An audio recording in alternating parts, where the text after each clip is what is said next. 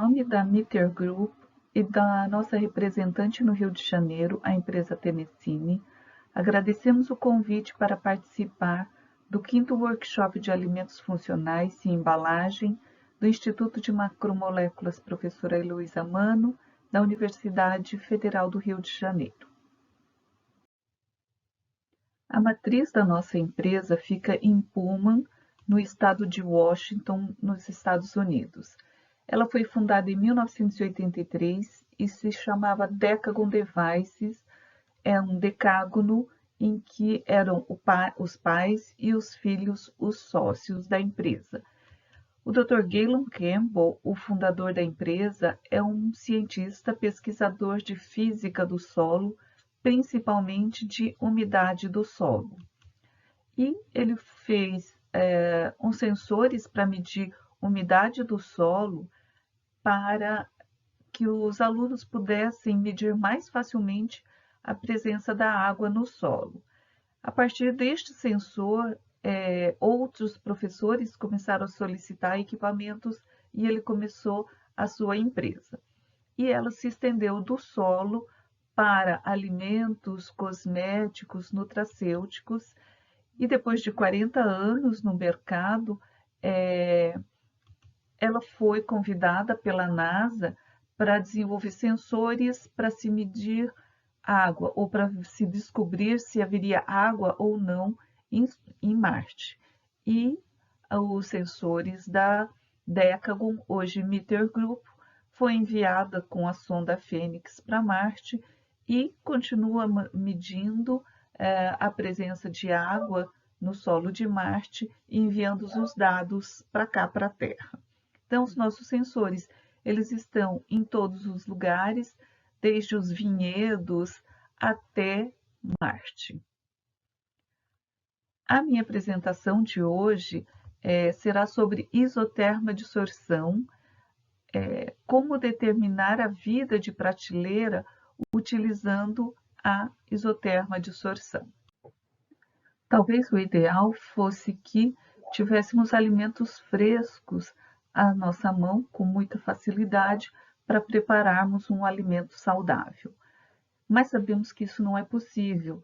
Nós temos a sazonalidade, onde em determinadas épocas temos uma maior produção do que em outras, tem a distância, vivemos em centros distantes de onde são produzidos os alimentos, e então o homem, com toda a sua inteligência, sabe processar e preservar os alimentos desde a antiguidade, fazendo a salga, fazendo compotas, baixando a temperatura para preservar os alimentos, e hoje em dia, com a tecnologia, a indústria processa e preserva os alimentos por muito mais tempo. Este e o próximo slide contém algumas definições de termos que eu vou utilizar durante a minha apresentação.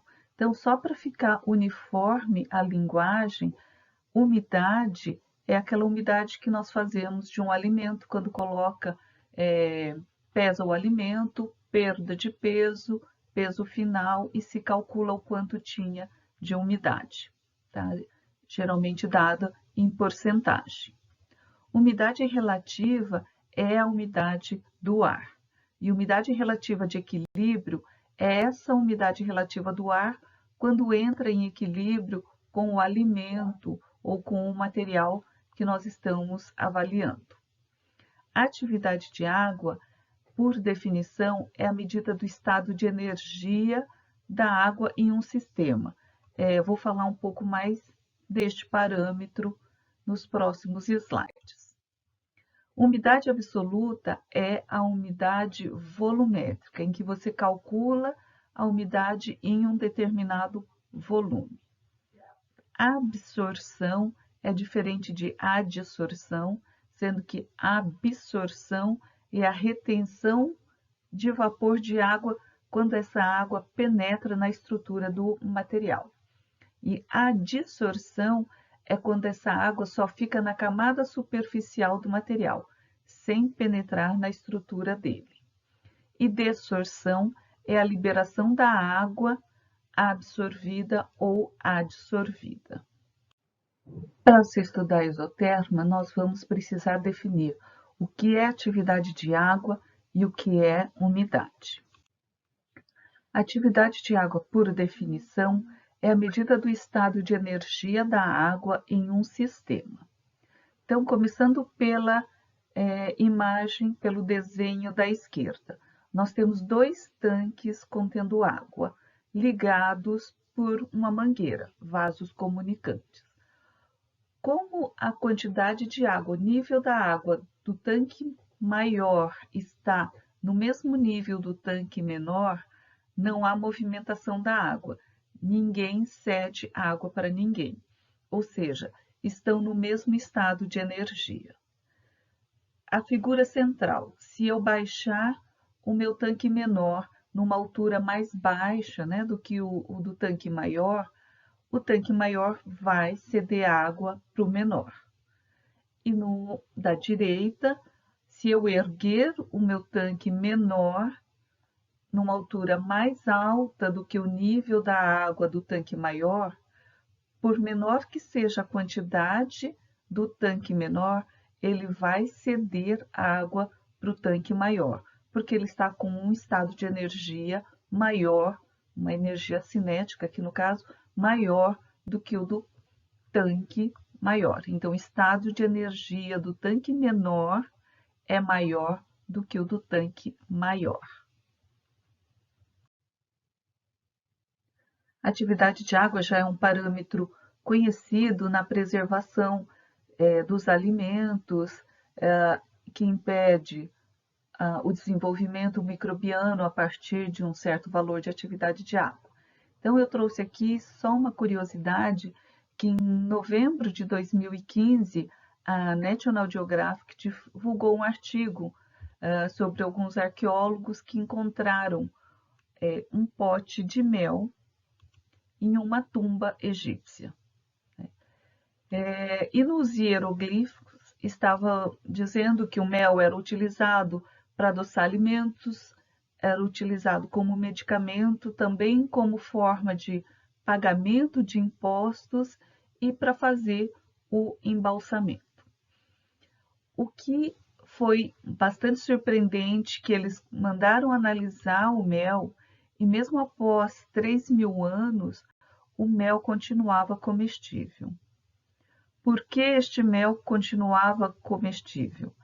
Eles explicam que por causa de peróxidos, ácidos e também por causa da baixa atividade de água, esse mel estava preservado. O outro parâmetro, umidade. Então, o que é a umidade? A umidade é importante para você poder fazer os cálculos da composição centesimal do seu produto. Quantos porcentos tem de proteína em base seca ou base úmida? Quantos por cento tem de carboidrato em base seca ou base úmida? A maioria dos métodos para se determinar a umidade de um produto é gravimétrico, ou seja, por perda de peso, onde você pesa a sua amostra, coloca numa balança com uma lâmpada que aquece ou dentro de uma estufa, deixa atingir o peso constante e pesa novamente. Então, esses métodos são ditos métodos diretos, que removem a água, ou por secagem, por destilação, por extração. Ou pode ser por Cal-Fischer, onde você titula para saber a quantidade de água que tem, geralmente utilizada para quando você tem uma quantidade muito pequena de água que não consegue determinar por estufa, por perda de peso. E existem alguns métodos indiretos, como refratometria, absorção por infravermelho, NIR, né? Micro-ondas, capacitivos, sensores capacitivos. A OAC cita até 35 métodos diferentes oficiais para se determinar a umidade de um produto. E você pode fazer o cálculo da porcentagem de umidade do seu produto em base seca ou em base úmida. Se for em base úmida, você faz peso inicial menos o peso final, dividido pelo peso inicial, vezes 100, para você ter em porcentagem. Se você quer o resultado em base seca, você faz o peso inicial menos o peso final, dividido pelo peso final, multiplicado por 100, para se obter a porcentagem de umidade. Todos os alimentos contêm macro e micronutrientes que contribuem para a saúde. Os alimentos funcionais contêm algo mais. Compostos que têm um benefício específico para a saúde ou a função de combater alguma doença ou doenças. E quer esse composto ocorra naturalmente ou tenha sido adicionado a um produto, os alimentos funcionais promovidos por esse benefício têm um desafio único, que é estabelecer um prazo de validade que garanta não apenas a segurança, mas também a eficácia desse ingrediente funcional. O fim da vida de prateleira de um produto pode ser determinado por um ou vários parâmetros, como, por exemplo, a perda da cor, a textura que se altera, o sabor, sendo que alguns parâmetros representam maior perigo para a saúde, como, por exemplo, o desenvolvimento de micro-organismos deterioradores ou patogênicos, a degradação de ativos, formando substâncias tóxicas. Então, por isso, é importante estabelecer um prazo de validade. E este prazo tem que garantir não apenas a segurança, mas também a eficácia do ingrediente funcional. O gráfico da direita mostra um estudo feito pelo Dr. Labuza de vitamina C, o ácido ascórbico, em diferentes atividades de água. O gráfico, então, é no eixo X hora e no eixo Y a fração de ácido ascórbico remanescente. Vocês podem ver que numa atividade de água de 0,32, uma atividade de água bem baixa, o ácido ascórbico ele se permanece por vários dias. Já a 0,84, numa atividade de água que também não é nem tão alta assim, mas para o ácido ascórbico é alta, ele só permanece por poucas horas, 24 horas ativo. Então, quando um ingrediente funcional é incluído numa bebida, a degradação pode ser rápida. Por exemplo, a figura da esquerda, o gráfico da esquerda, mostra a mudança na concentração de suco de laranja fortificado com a vitamina C, ou ácido ascórbico. Ao longo de 4 semanas, a concentração diminui em até 50%. Muitas vitaminas e probióticos são afetados de forma semelhante quando expostos a ambientes com alta umidade, ou seja, alta atividade de água. Se você olhar na prateleira do supermercado, nós temos muitos produtos em pós ou produtos desidratados. Leite em pó, sopa em pó, sucos em pós. São produtos que têm uma vida de prateleira mais longa, porque tem atividade de água mais baixa. Quanto mais natural é um alimento, mais importante você medir a atividade de água, para poder aumentar a vida de prateleira deste seu produto mais natural. Então, o que determina o final da vida de prateleira do seu produto? É necessário fazer um estudo de vida de prateleira para determinar qual é a validade do seu produto. O estudo de vida de prateleira engloba vários parâmetros. Aqui nós vamos nos ater à atividade de água e isotermoabsorção.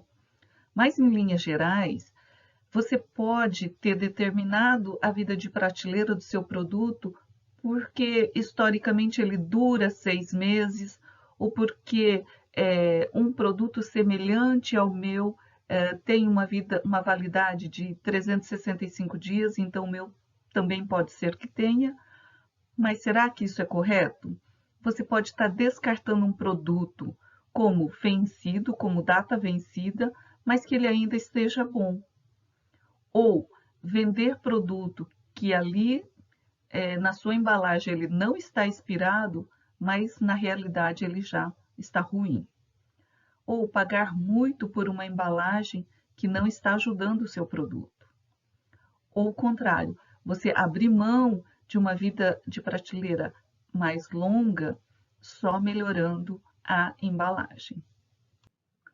Quando se está desenvolvendo novos produtos, tem-se alguns desafios, como, por exemplo, maximizar o teor de umidade para se obter maior lucro. Evitar mudanças físicas e desenvolvimento microbiano, ou seja, segurança do seu produto. Predizer a vida de prateleira deste seu produto. Otimizar a embalagem. Qual é a melhor embalagem para que o meu produto tenha uma vida de prateleira mais longa? E definir quais são os limites de controle de temperatura em que meu produto pode estar sem perder a segurança, sem começar a deteriorar. E também você pode acelerar o tempo deste desenvolvimento para o meu produto chegar ao mercado. Tudo isso você pode obter todas as respostas fazendo uma isoterma dissorção. Então, o que é uma isoterma dissorção? Isoterma, o termo significa mesma temperatura. Então, em uma determinada temperatura, você vai fazer a relação entre a atividade de água e a umidade do produto. Cada produto tem um comportamento diferente dessa relação entre a atividade de água e a umidade. Aqui neste gráfico inferior, nós temos, por exemplo, a granola em cor de rosa, que conforme vai aumentando a atividade de água, vai aumentando a umidade, mas chega um ponto de inflexão em que a umidade começa a aumentar bastante.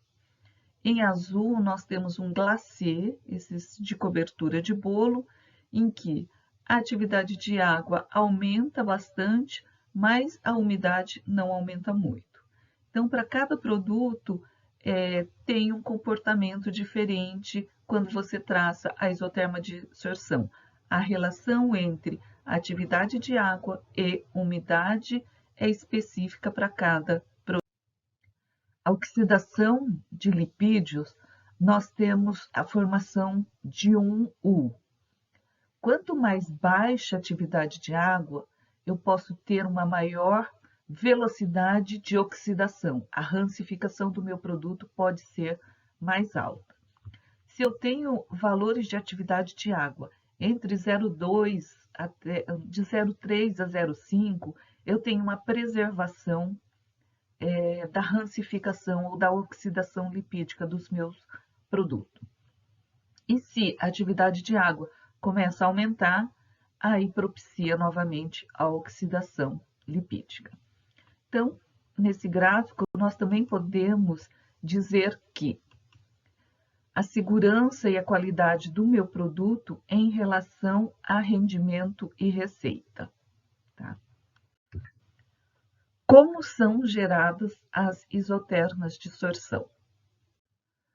O método clássico de se traçar a isoterma de dissorção é por dessecadores. Você precisa de vários dessecadores e soluções salinas saturadas que promovam diferentes umidades relativas. Por exemplo, NaCl, solução saturada de NaCl, dentro de um dessecador fechado, vai te propiciar uma umidade relativa daquele ambiente de 75% de umidade. Ou, se o seu produto ficar lá dentro e entrar em equilíbrio, ele vai ficar com 0,75 de atividade de água. Então, você vai precisar pesar a sua amostra, saber qual é a umidade inicial dela, colocar no dessecador e deixar com que entre em equilíbrio.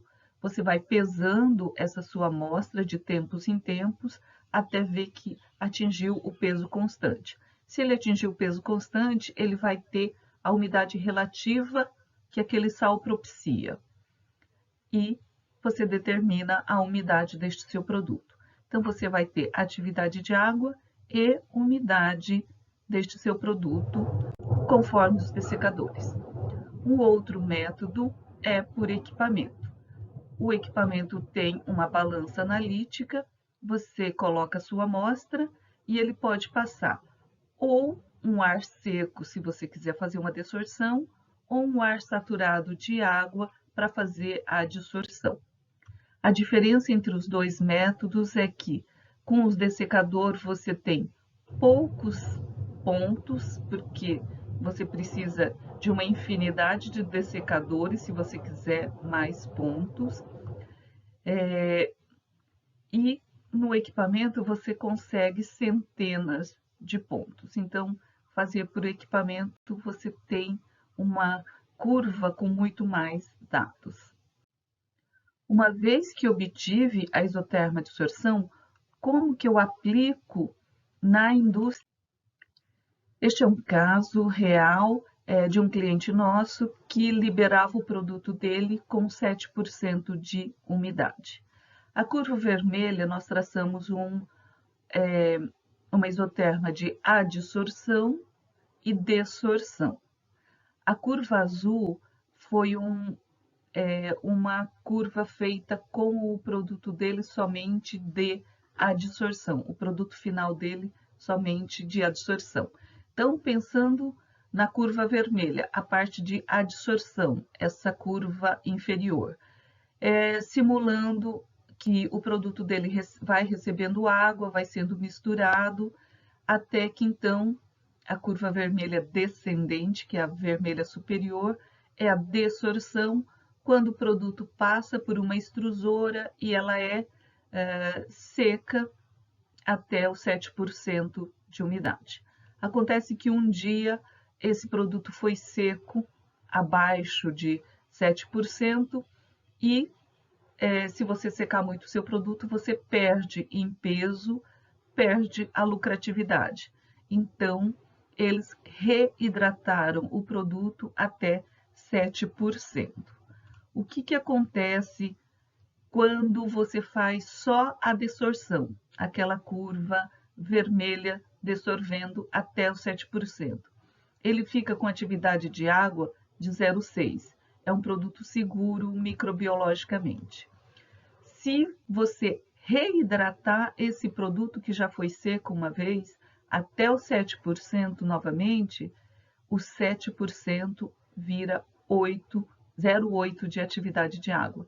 E 0,8 já pode propiciar o desenvolvimento microbiano. Então, ao invés de controlar por umidade, é importante você controlar por atividade de água para ter a certeza de que não haverá desenvolvimento microbiano. Você pode fazer a seleção de fornecedores, por exemplo, de umectantes para o seu produto. Aqui nós temos 2 fornecedores do mesmo produto de fosfato traçado a isoterma dissorção. A curva azul do fornecedor 1 mostra que este produto aumenta a atividade de água sem aumentar muito a umidade. E o fornecedor 2 do fosfato aumenta a atividade de água aumentando a umidade. Se eu quero que esse fosfato absorva a água que está no meu produto, eu preciso escolher o fornecedor 2. Isso eu só consigo saber traçando a isoterma dissorção. Se eu comprasse o produto do fornecedor 1, eu estaria adicionando o fosfato esperando que ele reduzisse a umidade do meu produto ou que ele absorvesse aquela água, mas ele não estaria absorvendo. Na indústria, o que mais interessa é o lucro. E como eu vou obter um lucro? A melhor forma é adicionar água, que é um ingrediente barato. Mas será que eu posso adicionar água o quanto eu quiser? Não, eu tenho que adicionar água, mantendo a qualidade do meu produto e principalmente a segurança, né?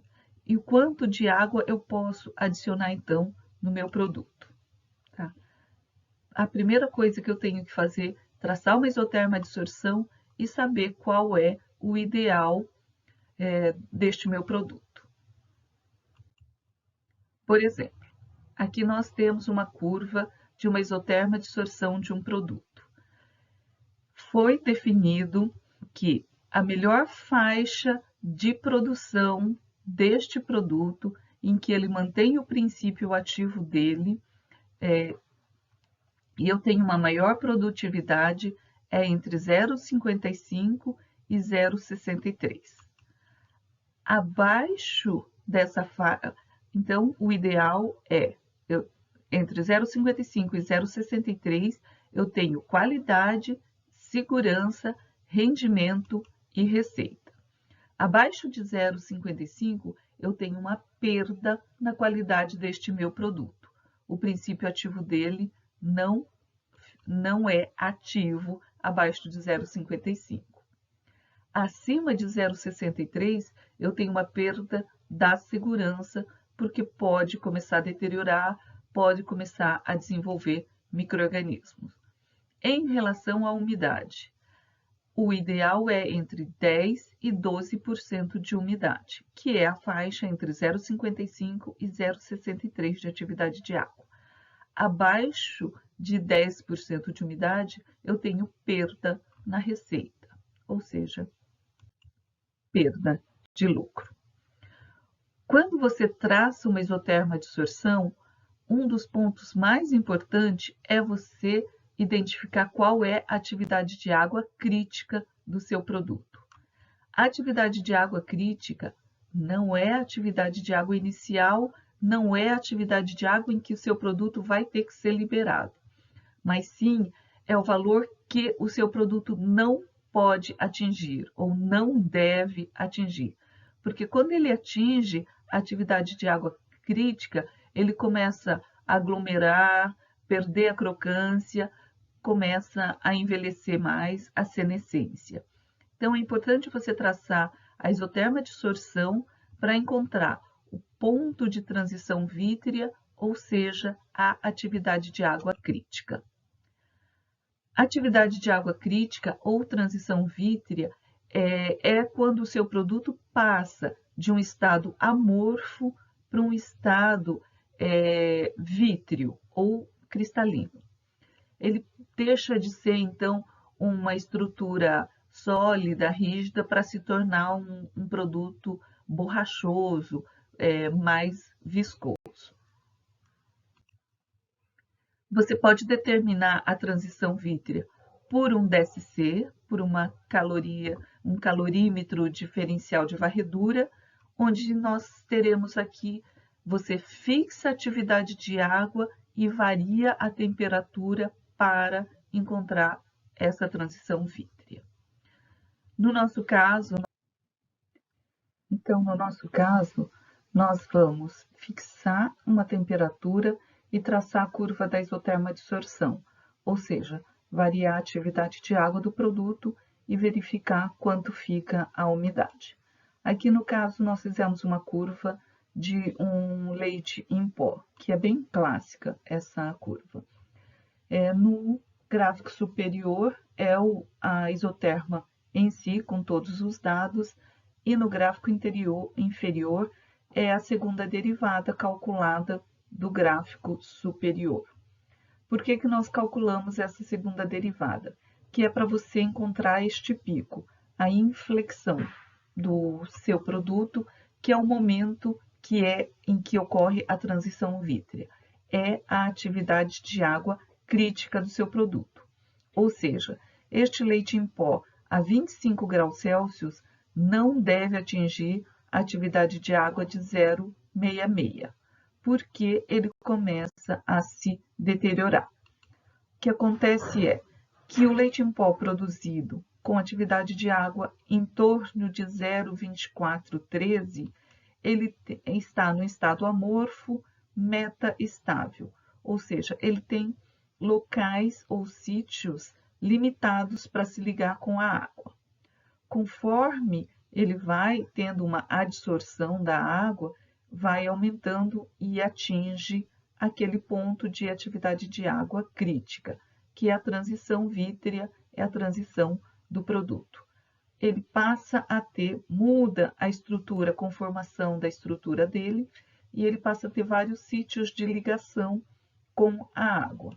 E aí começa a se ligar com muito mais água e aglomerar, empedrar o seu produto.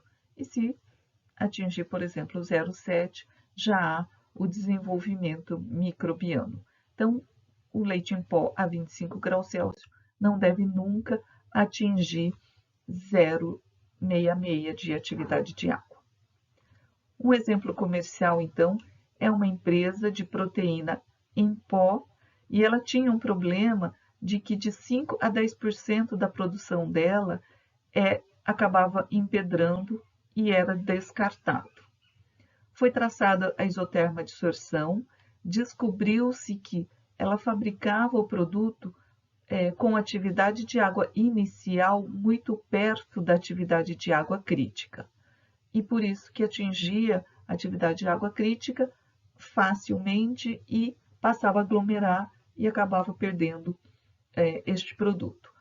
Foi ajustado então a produção para uma atividade de água inicial mais baixa e hoje ela tem menos de 0,1% de empedramento do material do produto. Um outro exemplo é de uma empresa que produz vegetais e frutas liofilizadas e ela nunca tinha tido nenhum problema. Um consultor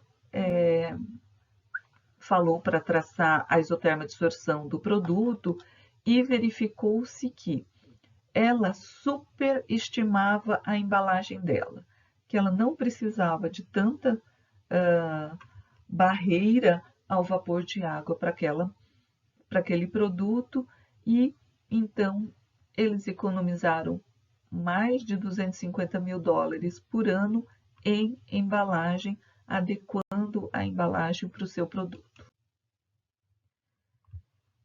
É o exemplo aqui de cálculo se eu quero que o meu produto tenha 1 ano de validade ou 365 dias de validade.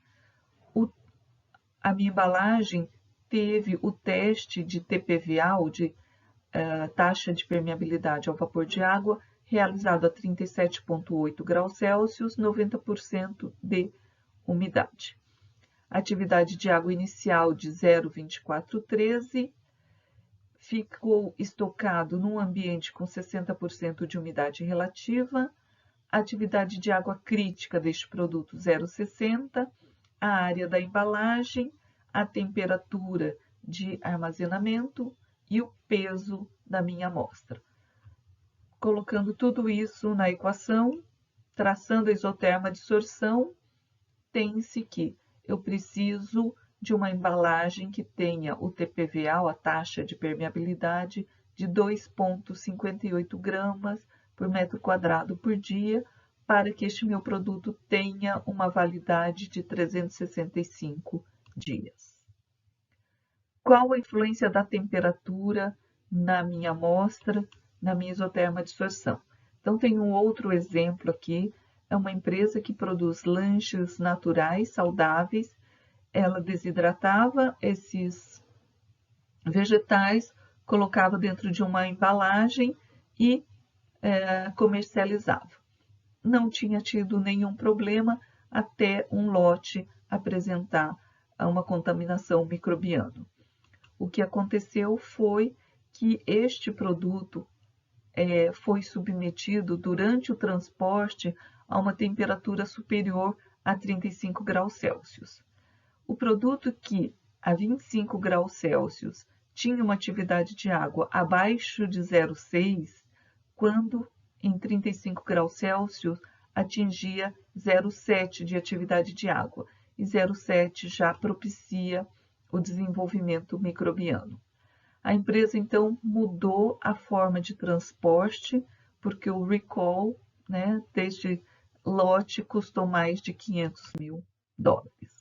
Então, aqui é para exemplificar que, se eu traçar a isoterma absorção do meu produto em 3 temperaturas distintas, por exemplo, 15, 30 e 60 graus Celsius, eu posso estimar qual vai ser a atividade de água deste meu produto em uma outra temperatura qualquer. Tá? Eu tracei a 15, 30, 60 graus Celsius, a 35 graus Celsius, numa umidade de 5,57%, eu vou ter uma atividade de água de 0,7. Então, para finalizar, as considerações finais são: vamos traçar a isoterma absorção, nem que seja uma vez, do seu produto, para conhecer o comportamento dele frente a diferentes umidades relativas. Saber qual a atividade de água crítica do seu produto é importante para você poder definir qual é a melhor embalagem, qual é a vida útil do seu produto. Evitar temperaturas que prejudicam o seu produto e maximizar a umidade dentro da segurança para se obter lucros. Eu estou disponível para perguntas. Agradeço mais uma vez o convite. Fica aqui o meu contato para quem quiser e precisar de mais informações. Muito obrigada.